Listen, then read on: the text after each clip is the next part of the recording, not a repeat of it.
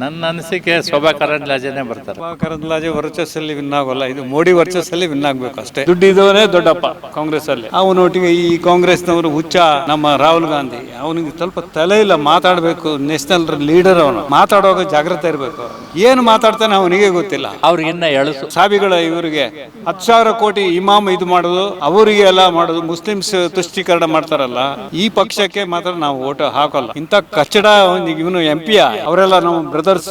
Cooker bomb ಇದು terrorist ಅವನ brother, how can be brother. ನಾಳೆ ನಿಮ್ಮ ಮನೆಗೆ ಬಂದು ಅವನು ಬಾಂಬ್ ಹಾಕ್ತಾನೆ, ಏನ್ ಮಾಡ್ತಾರೆ DK? ಈ CM ಸರಿ ಇಲ್ಲ. ಈಗ ಅವನು ನಾಸಿರ್ ಹುಸೇನ್ ಯಾರ ಅವನು ಮೊನ್ನೆ ಪಾಕಿಸ್ತಾನ ಜಿಂದಾಬಾದ್ ಅವನಿಗೆ ಕೊಟ್ರಲ್ಲ, ಇವರು ಎಂತ CM ಇವನು, ಅವರು ಉದ್ಧಾರ ಆಗಲ್ಲ.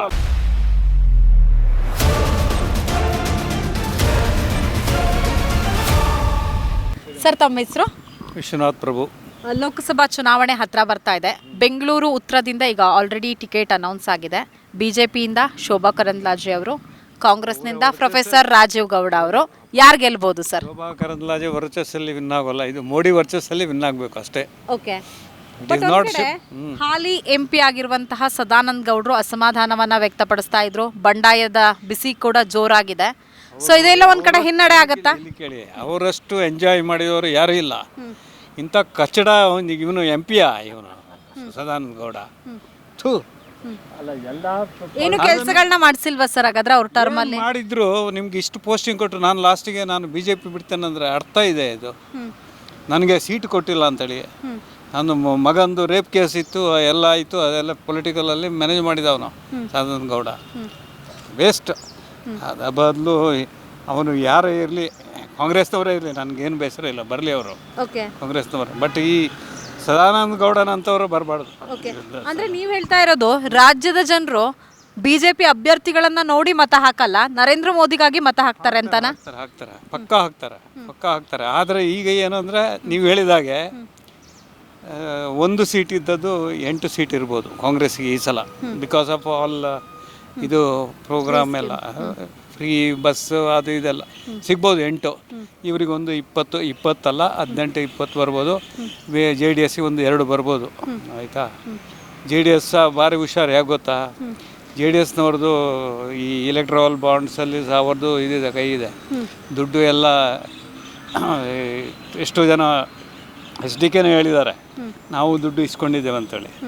ಆಯಿತಾ? BJPಯವರು ಇಸ್ಕೊಂಡಿದ್ದಾರೆ. ಈಗ ಮೆಗಾ ಇನ್ಫ್ರಾಸ್ಟ್ರಕ್ಚರ್ ಕಾಂಗ್ರೆಸ್ನವರು 1,200 ಕೋಟಿ ಯಾಕೆ ಕೊಟ್ಟ ಅವನು? ನಾನು ಅಷ್ಟೇ ಕೇಳೋದು ಕಾಂಗ್ರೆಸ್ನವರಿಗೆ. ನಾನು BJP ಅಲ್ಲ, ಕಾಂಗ್ರೆಸ್ ಅಲ್ಲ, JDS ಅಲ್ಲ. 1,200 ಕೋಟಿ ಅವನು ಯಾಕೆ ಇಲೆಕ್ಟ್ರಲ್ ಬಾಂಡ್ಸಲ್ಲಿ ಹಾಕಿದ? ಆ ಕ್ವಶನ್ ನಿಮ್ಮ ಏನು ಆನ್ಸರ್? ಹೌದು. ಅಲ್ಲ, ಈಗ ಅದಕ್ಕೆ ಇನ್ನೊಂದು ಕಾಂಗ್ರೆಸ್ ಅವರು ಆರೋಪ ಮಾಡ್ತಾರೆ, BJPಗೆ ಹೆಚ್ಚು ಹಣ ಬಂದಿದೆ, IT ED ದಾಳಿಯನ್ನ ನಡೆಸಿ ಅವರಿಂದ ಹಣ ವಸೂಲಿ ಮಾಡಿದ್ದಾರೆ ಅಂತ. ಎಲ್ರಿಗೂ ಎಲ್ಲಾ ಪಕ್ಷಗಳಿಗೂ ಕೊಟ್ಟಂತಹ ಸಂದರ್ಭದಲ್ಲಿ ಯಾವುದೇ ಇಲ್ಲ ಅಂತ. ಇಂದಿರಾ ಗಾಂಧಿ ಹಿಂದೆ ಮಾಡಿದ್ದೇನೋ, ರಾಜೀವ್ ಗಾಂಧಿ ಮಾಡಿದ್ದೇನೋ, ಈಗ ಇವರು ಮಾಡ್ತಾ ಇದ್ದಾರೆ, BJP ಅವರು ಮಾಡ್ತಾ ಇದ್ದಾರೆ. ಅದಕ್ಕೆ ನಾವೇನು ಹೇಳಲಿಕ್ಕಾಗಲ್ಲ. ಅವರವರ ಪಕ್ಷಗಳು ಅಷ್ಟೇ ಅಂತಾನೆ ಹೇಳ್ತಿರೋದು. ಪೊಲಿಟಿಕಲ್ ಗೇಮ್ಸ್ಗೆ ಮಾಡ್ತಾರೆ. ಬಟ್ ಇವರು ಮೋದಿಯವರು ಹೇಳ್ತಾರೆ ನಾನು ಇದರಲ್ಲಿ ಇಂಟರ್ಫಿಯರ್ ಆಗೋಲ್ಲ, ಇದು ಇಂಡಿಪೆಂಡೆಂಟ್ ಏಜೆನ್ಸಿ ED. ಇಲ್ಲಾದರೆ ಅವರು ಕೋರ್ಟ್ ಅಲೌ ಮಾಡ್ತಾ ಇರಲಿಲ್ಲ ನಿನ್ನೆ. ಅವು ಕೋರ್ಟ್ ಅಲೌಡ್. ಕೋರ್ಟಿಗೆ ದೇ ಆಸ್ಕ್ಡ್, ಕೋರ್ಟ್ ಜಡ್ಜ್ ಕೇಳಿದರು ನಿಮ್ದೇನು ಎವಿಡೆನ್ಸ್ ಇದೆ ಅಂತೇಳಿ. Kejriwal, I am telling about Kejriwal. ಅವರು ಏನು ಹೇಳಿದ್ರು ಅಲ್ಲಿ ಕೋರ್ಟಲ್ಲಿ, ನಾವು ಇದು ಕೊಡೋಲ್ಲ, ಕೇಜ್ರಿವಾಲ್ಗೆ ಏನು ಕಾಪಿ ಕೊಡೋಲ್ಲ, ನಿಮ್ಮ ಎದುರು ಎಲ್ಲ ಹೇಳ್ತೇವೆ, ಎಲ್ಲ ಡಾಕ್ಯುಮೆಂಟ್ ತೋರಿಸ್ತೇವೆ ಅಂತೇಳಿ. ಡಾಕ್ಯುಮೆಂಟ್ ತೋರಿಸಿದ ಮೇಲೆ ಅವನು ಜಡ್ಜ್ ಸುಸ್ತಾಗಿಬಿಟ್ಟ. ಅವನು, ನಾನು ಹೇಳಿದೆ ಬೇಲೆ ಕೊಡೋಲ್ಲ ಅಂತ ಹೇಳಿಬಿಟ್ಟ. ಅವನು ಎಲ್ಲ ಪ್ರೂಫ್, ಕಾಂಕ್ರೀಟ್ ಪ್ರೂಫ್ ಇದೆ. ಇನ್ನು ಅವನು ಅಷ್ಟು ಬೇಗ ಬೇಲ್ ಸಿಗೋಲ್ಲ ಕೇಜ್ರಿವಾಲ್ಗೆ. ಆಯಿತಾ? ಅಲ್ಲಿಗೆ ಆಪು ಮುಗೀತು. ಆಯಿತಾ? ಅವನೊಟ್ಟಿಗೆ ಈ ಕಾಂಗ್ರೆಸ್ನವರು ಹುಚ್ಚ ನಮ್ಮ ರಾಹುಲ್ ಗಾಂಧಿ, ಅವನಿಗೆ ಸ್ವಲ್ಪ ತಲೆ ಇಲ್ಲ, ಮಾತಾಡಬೇಕು, ನ್ಯಾಷನಲ್ ಲೀಡರ್ ಅವನು, ಮಾತಾಡುವಾಗ ಜಾಗ್ರತೆ ಇರಬೇಕು. ಏನು ಮಾತಾಡ್ತಾನೆ ಅವನಿಗೆ ಗೊತ್ತಿಲ್ಲ, ಹುಚ್ಚರಾಗಿ ಮಾತಾಡ್ತಾನೆ. ಅವನೊಂದು ಲೀಡ್ರ ಕಾಂಗ್ರೆಸ್ ಇದ್ದು. ಅದಕ್ಕೆ ಅಲ್ಲ ನಬೀಬ್ ಆಜಾದ್ ಇವರೆಲ್ಲ ಬಿಟ್ಬಿಟ್ರು, ಒಳ್ಳೊಳ್ಳೆ ಲೀಡರ್ಸ್ ಬಿಟ್ಬಿಟ್ರು. ಯಾಕೆ ನೀವು ಹೇಳಿ, ಅದ್ರ ಬಗ್ಗೆ ನೀವೇನು ಹೇಳ್ತೀರಾ? ಬೆಸ್ಟ್ ಲೀಡರ್ಸ್ ಇನ್ ಕಾಂಗ್ರೆಸ್ ಅವರು ಕಾಂಗ್ರೆಸ್ಸೇ ಬಿಟ್ಬಿಟ್ರಲ್ಲ, ಅದ್ರ ಬಗ್ಗೆ ನೀವೇನು ಹೇಳ್ತೀರಾ ಆ್ಯಸ್ ಎ ಜರ್ನಲಿಸ್ಟ್? ಯಾಕೆ ಬಿಟ್ಟರು ಅವರು? ಪಾಪ ಒಳ್ಳೆ ಮನುಷ್ಯ ನಬಿ ಆಜಾದ್. ಲಾಸ್ಟ್ಗೆ ಏನಾಯಿತು? ಈಗ ಕಾಂಗ್ರೆಸ್ಸಲ್ಲಿ ಎಷ್ಟೋ ಜನ ಬಿಟ್ಬಿಟ್ಟು ಈ ಸಲ 45 ಸೀಟ್ 50 ಸೀಟ್ ಬಂದರೆ ಗ್ರೇಟ್ ಈ ಇಲೆಕ್ಷನಲ್ಲಿ. ಇವರು ಇಂಡಿಯಾ ಅಂತ ಮಾಡಿದ್ದಾರೆ ಗ್ರೂಪ್. ಆ ಇಂಡಿಯಾ ಗ್ರೂಪ್ ಎಷ್ಟು ಬರುತ್ತೆ ಗೊತ್ತಿಲ್ಲ. ಬಟ್ ಬಿ ಜೆ ಪಿಗೆ ಇಂಡಿವಿಜುವಲಿ ಒಂದು 277 ಸೀಟ್ ಬರ್ಬೋದು. ಓಕೆ ಹಾಂ.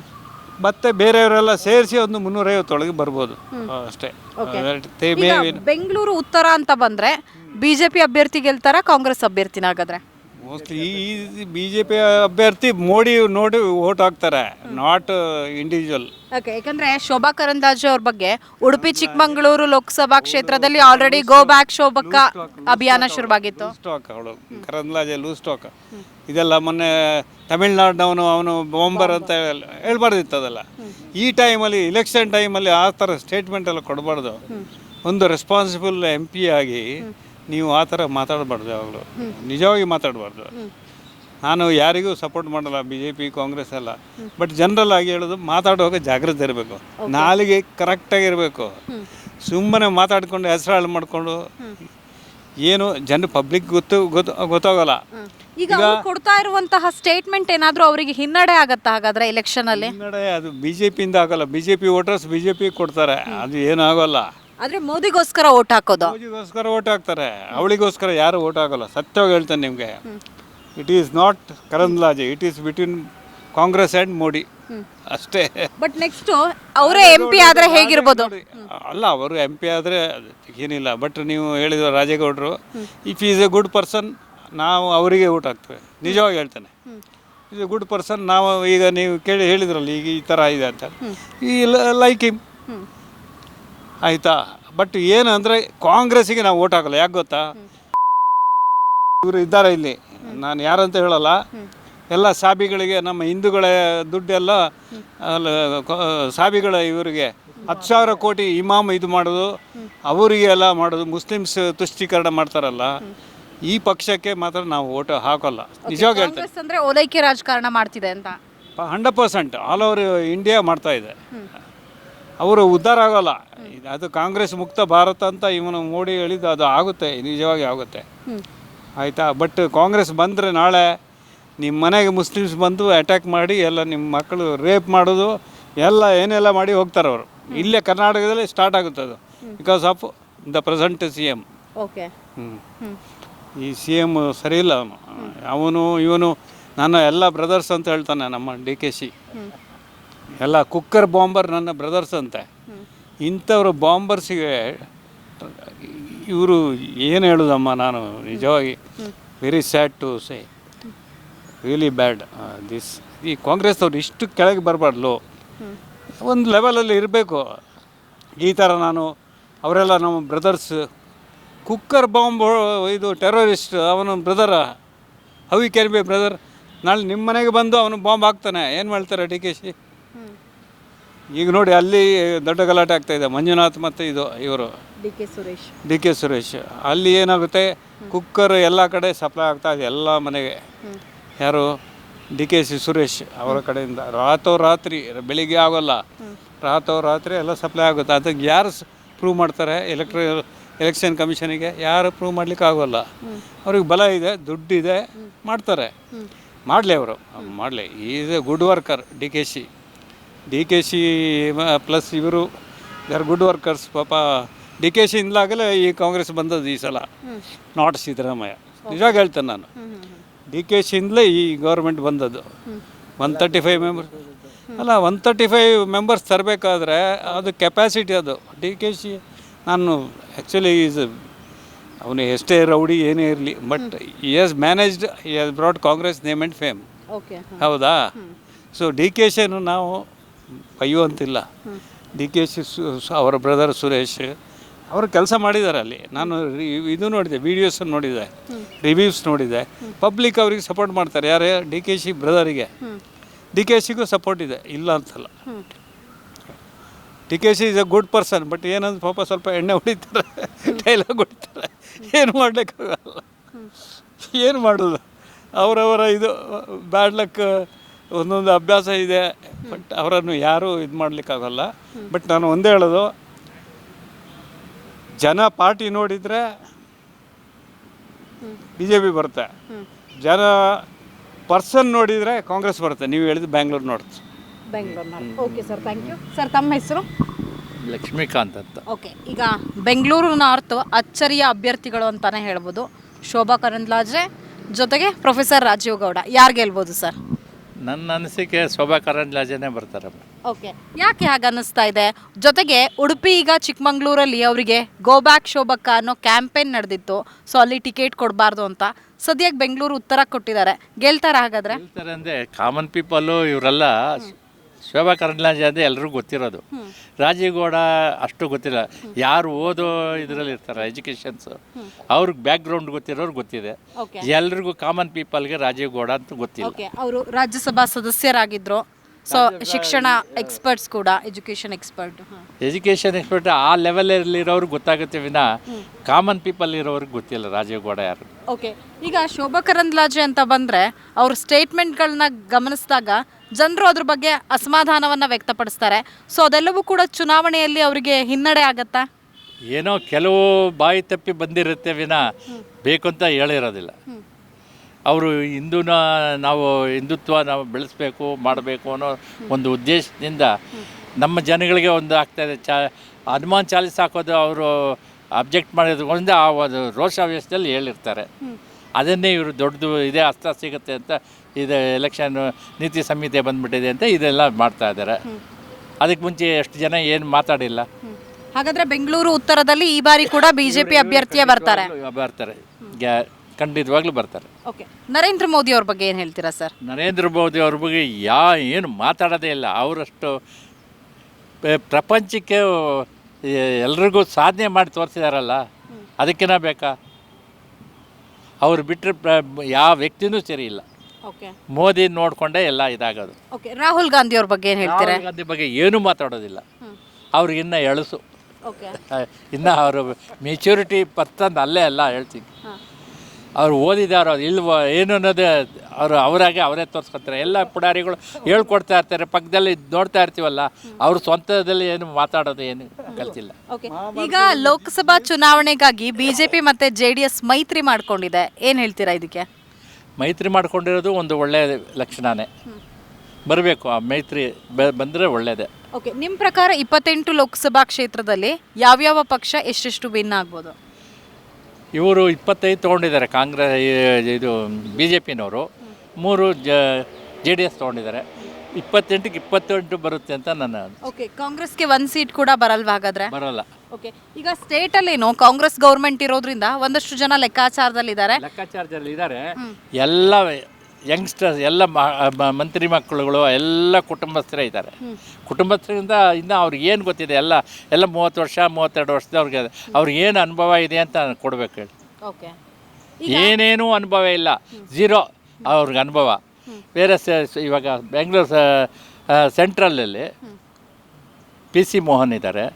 ಬೆಂಗಳೂರು ಸೌತಲ್ಲಿ ತೇಜಸ್ವಿ, ಅವರು ಒಳ್ಳೆ ಎಜುಕೇಟೆಡ್, ಲಾ ಎಲ್ಲ ತಿಳ್ಕೊಂಡಿರೋರೇ ಇದ್ದಾರೆ. ಇವರು ಕರಂದ್ಲಾಜೆ ಸಿಟ್ಟಿಂಗ್ MP ಎಲ್ಲ ಇದೆ. ಬೇರೆ Bengaluru rural doctor C Manjunath is A great person. ಎಲ್ಲ ಈ ವರ್ಲ್ಡ್ಗೆ ಅವ್ರ ಹೆಸರು ತೋರಿಸಿದಾರಲ್ಲ ಅಂಥ hospital, government hospital equivalent multinational hospital ಥರ ಮಾಡಿದಾರಲ್ಲ, ಅದು ಗ್ರೇಟ್ ಅಲ್ವಾ? ಹೌದು. ನೀವೀಗ 28ಕ್ಕೆ 28 ಸ್ಥಾನಗಳನ್ನು ಕೂಡ BJP JDS ಅಲಯನ್ಸ್ ಗೆಲ್ಲುತ್ತೆ ಅಂತ ಹೇಳಿದ್ರೆ, ಜನ BJP ಅಭ್ಯರ್ಥಿಗಳನ್ನ ನೋಡಿ ಮತ ಹಾಕ್ತಾರೋ ಅಥವಾ ನರೇಂದ್ರ ಮೋದಿ ಅವರನ್ನ ನೋಡಿ ಮತ ಹಾಕ್ತಾರೋ? ಕೆಲವು ಕಡೆ ಅಭ್ಯರ್ಥಿಗಳು ನೋಡ್ತಾರೆ, ಮುಖ್ಯ 90% ಮೋದಿ ನೋಡೇ ಹಾಕೋದು. ಮೋದಿ ಪ್ಲಸ್ ಇವರು ಯಾರು ಕೂಡ ಅಂದ್ರೆ ಈ ಅಭ್ಯರ್ಥಿಗಳು ತಮ್ಮ ವರ್ಚಸ್ಸಿಂದ ಗೆಲ್ತಾ ಇರೋದು ತುಂಬಾ ಕಡಿಮೆ. ಸ್ವಲ್ಪ ಕಡಿಮೆನೆ, ತುಂಬ. ಮಂಜುನಾಥ್ ಅವರು ಸ್ಟೇಟಸ್ಸಿಂದ ಗೆಲ್ತಾರೆ ಬಿಡಿ. ಎರಡೂ ಸೇರ್ಕೊಳ್ಳುತ್ತೆ. ಮೋದಿ ಒಳ್ಳೆ ಚಾನ್ಸು ಕೊಡ್ತಾರೆ ಅವ್ರಿಗೆ, ಇವರು ಇದರಲ್ಲಿ ಗೆಲ್ತಾರೆ. ಓಕೆ ಸರ್, ಈಗ BJP ಅಭ್ಯರ್ಥಿಗಳ ಮುಖ ನೋಡಿ ಕರ್ನಾಟಕದ ಜನರು ಮತ ಹಾಕ್ತಾರೆ ಅಂತ ಅನ್ಸತ್ತೋ ಅಥವಾ ನರೇಂದ್ರ ಮೋದಿಗೋಸ್ಕರ BJPಗೆ ಮತ ಹಾಕ್ತಾರೋ? ನರೇಂದ್ರ ಮೋಡಿ ಸತ್ಯವಾಗಿ ಹೇಳ್ತಾನೆ. ಇಟ್ ಈಸ್ ಓನ್ಲಿ ನರೇಂದ್ರ ಮೋಡಿ 100%. ಇವರ ಮುಖ ನೋಡಿ ಯಾರು ಓಟ್ ಹಾಕಲ್ಲ. ನೀವು ಹೇಳಿದಲ್ಲ, ರಿಪೀಟೆಡ್ಲಿ ಕೇಳ್ತಾ ಇದ್ರಲ್ಲ, ಕರಂದ್ಲಾಜೆ ಮುಖ ನೋಡಿ ಯಾರು ಓಟ್ ಹಾಕೋಲ್ಲ. ಮೋಡಿ BJP ಅದನ್ನು ನೋಡಿ ಹಾಕ್ತಾರೆ. ಓಕೆ, ಅಂದ್ರೆ ಪಕ್ಷದ ಚಿಹ್ನೆ ಹಾಗೆ ನರೇಂದ್ರ ಮೋದಿ ಅವ್ರನ್ನ ನೋಡಿ ಹಾಕ್ತಾರೆ ಅಷ್ಟೇ. ಅವರಿಗೆ ಶೋಭಾಗೆ ಆ ವರ್ಚಸ್ಸಿಲ್ಲ. ಅವಳು ಎಷ್ಟೋ MP ಎಲ್ಲ ಆದ್ಲು. ಯಡಿಯೂರಪ್ಪ ಕ್ಲೋಸ್ ಇದ್ದದಕ್ಕೆ ಟಿಕೆಟ್ ಸಿಕ್ಕಿದೆ, ಇಲ್ಲದ ಅದು ಸಹ ಇಲ್ಲ ಈ ಸಲ. ಈಗ ಕೆಲವರಿಗೆ ಟಿಕೆಟ್ ಮಿಸ್ ಆಗಿದೆ, ಅದರಲ್ಲೂ ಮೈಸೂರಿಂದ ಪ್ರತಾಪ್ ಸಿಂಹ ಅವರಿಗೆ. ಅದು ದೊಡ್ಡ ಮಿಸ್ಟೇಕ್ ಮಾಡಿ ಬ್ಲಂಡರ್ ಮಾಡಿದ್ದಾರೆ. ಪ್ರತಾಪ್ ಸಿಂಗ್ನಿಗೆ ಕೊಡಬೇಕಿತ್ತು. Is nice person. ಅದು ಯಾಕೆ ಕೊಟ್ಟಿಲ್ಲ ಈಗ ನಾವು ಪೇಪರಲ್ಲಿ ಓದಿದ್ದೇವೆ 7-8 ಕಾರಣ ಕೊಟ್ಟಿದ್ದಾರೆ. ಇವರಿಗೂ ಯಡಿಯೂರಪ್ಪನಿಗೂ ಆಗೋಲ್ಲ. ಜಸ್ಟ್ ಪರ್ಸನಲ್ ವೆಂಜನ್ಸಿಗೆ ಒಂದು ಪಾರ್ಟಿ ಒಳ್ಳೆ ಕ್ಯಾಂಡಿಡೇಟನ್ನು ನೀವು ಸ್ಯಾಕ್ರಿಫೈಸ್ ಮಾಡಬಾರ್ದು ನೀವು. ಈಗ ಕಾಂಗ್ರೆಸ್ಸಲ್ಲಿ ಒಳ್ಳೊಳ್ಳೆ ಕ್ಯಾಂಡಿಡೇಟ್ ಇದ್ದಾರೆ, ಬಟ್ ಅವರು ಕೊಡೋಲ್ಲ, ಕಾಸಿಲ್ಲ ಅವ್ರದ್ದು ಖರ್ಚು ಮಾಡಲಿಕ್ಕೆ. ಕಾಂಗ್ರೆಸ್ಸಲ್ಲಿ ಬೆಸ್ಟ್ ವರ್ಕರ್ಸ್ ಇದ್ದಾರೆ, ಅವರು ಯಾಕೆ ಕೊಡ್ತಾ ಇಲ್ಲ? ಅವತ್ತು ಕಾಸಿಲ್ಲ, ಯಾರು ಖರ್ಚು ಮಾಡ್ತಾರೆ ಎಲೆಕ್ಷನಿಗೆ? ದುಡ್ಡಿದ್ದವನೇ ದೊಡ್ಡಪ್ಪ ಕಾಂಗ್ರೆಸ್ಸಲ್ಲಿ. ಹಾಂ, ಯು ಪೇ ಮನಿ. ಈಗ ಅವನು ನಾಸೀರ್ ಹುಸೇನ್ ಯಾರು, ಅವನು ಮೊನ್ನೆ ಪಾಕಿಸ್ತಾನ ಜಿಂದಾಬಾದ್, ಅವನಿಗೆ ಕೊಟ್ಟರಲ್ಲ ಇವರು. ಎಂಥ ಸಿ ಎಮ್ ಇವನು? ಪಾಕಿಸ್ತಾನ ಜಿಂದಾಬಾದ್ ವಿಧಾನಸೌಧದಲ್ಲಿ ಕೂತ್ಕೊಂಡು ಇವನ ಸಪೋರ್ಟರ್ಸ್ ಹೇಳ್ತಾರಂದರೆ ಇದಕ್ಕೆ ಏನು ಬೆಲೆ ಇದೆ ನಮಗೆ ಇಂಡಿಯನ್ ಕಾನ್ಸ್ಟಿಟ್ಯೂಷನ್ಗೆ? ಪಾಕಿಸ್ತಾನ ಪಾಪರ್ ಹಾಕುತ್ತಿರುವಾಗ ಆ ದೇಶಕ್ಕೆ ಬಂದು ಇಲ್ಲಿ ಯಾಕೆ ಅವ್ರನ್ನ ಇದು ಮಾಡಬೇಕು, ಓಲೈಸಬೇಕು? ನಮ್ಮ ಇಂಡಿಯಾ ಊಟ ಮಾಡಿ ಎಲ್ಲ ಥರದಲ್ಲಿ ಅವ್ರ ಉದ್ಯೋಗ, ಎಜುಕೇಷನ್ನು ಪ್ರತಿಯೊಂದು ಇಲ್ಲಿ ಸವಲತ್ತುಗಳು ತೊಗೊಂಡು ಆ ದೇಶದಿಂದ ಉಳೋದು ಏನಕ್ಕೆ? ಅವ್ರ ದೇಶ ಹುಟ್ಟಿದಾರ, ಇಲ್ಲೇ ಅವ್ರು ಹುಟ್ಟಿರೋದು, ಇಲ್ಲೇ ಓದಿರೋದು, ಇಲ್ಲೇ ಅವ್ರದ್ದೆಲ್ಲ ಪ್ರತಿಯೊಂದು ಆ ದೇಶಕ್ಕೆ ಓಲೈಕೆ ಮಾಡ್ತಾರೆ. ತಪ್ಪಲ್ವಾ? ಯೂಟ್ಯೂಬ್ನಲ್ಲಿ ಕರ್ನಾಟಕ ಟಿವಿ ಅಂತ ಸರ್ಚ್ ಮಾಡಿ, ನಂತರ ನಮ್ಮ ಕರ್ನಾಟಕ ಟಿವಿ ಸಬ್ಸ್ಕ್ರೈಬ್ ಮಾಡಿ. ಸಬ್ಸ್ಕ್ರೈಬ್ ಆದಮೇಲೆ ನಿಮಗೆ ಹೋಮ್ ಪೇಜ್ ಬಂದರೆ ಕಮ್ಯುನಿಟಿ ಅನ್ನೋ ಆಪ್ಷನ್ ಸಿಗುತ್ತೆ. ಈ ಕಮ್ಯುನಿಟಿ ಆಪ್ಷನ್ ಕ್ಲಿಕ್ ಮಾಡಿದ್ರೆ ನಿಮ್ಮ ಕೆಳಗಡೆ 28 ಲೋಕಸಭಾ ಕ್ಷೇತ್ರಗಳ ಒಂದು ಪೋಲ್ ಕ್ರಿಯೇಟ್ ಮಾಡಲಾಗಿದೆ. ನೀವು ಹೋಗಿ 28 ಕ್ಷೇತ್ರಗಳಲ್ಲಿ ಯಾರು ಗೆಲ್ತಾರೆ, ಯಾರು ಗೆಲ್ಲಬೇಕು, ನಿಮ್ಮ ಸಪೋರ್ಟ್ ಯಾರಿಗೆ ಅಂತ ಅಲ್ಲಿ ನೀವು ಕ್ಲಿಕ್ ಮಾಡ್ಬೋದು, ಅಂದರೆ ವೋಟ್ ಮಾಡ್ಬೋದು. ಇಲ್ಲೇನು ವೋಟಿಂಗ್ ಆಗುತ್ತೆ ನಾವು ಪ್ರತಿದಿನ ನಾವು ನ್ಯೂಸಲ್ಲಿ ನಿಮಗೆ ಅಪ್ಡೇಟ್ ಮಾಡ್ತಿರ್ತೀವಿ. ಇದು ಮತದಾನದ ದಿನದವರೆಗೂ ಕೂಡ ಈ ಪೋಲಿಂಗ್ ಓಪನ್ ಇರುತ್ತೆ.